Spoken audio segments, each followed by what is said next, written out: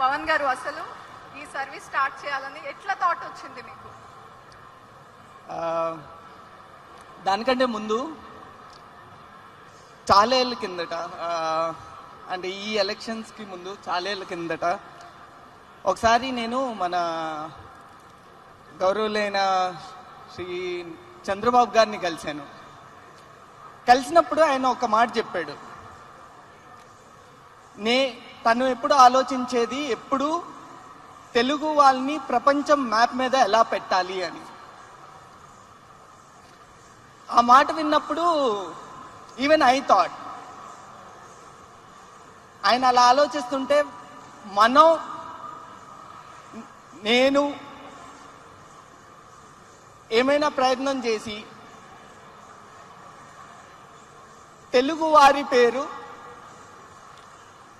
మొత్తం భారతదేశం మొత్తం ఎట్లా వ్యాపించేటట్టు చేయొచ్చని మొదలు పెట్టాము 2015లో.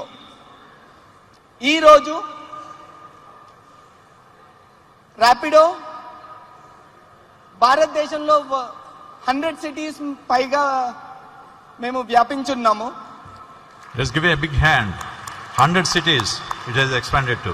ప్రతిరోజు 22 లక్షల రైళ్లు ప్రతిరోజు. అందులో 30% అమ్మాయిలు వాడతారు.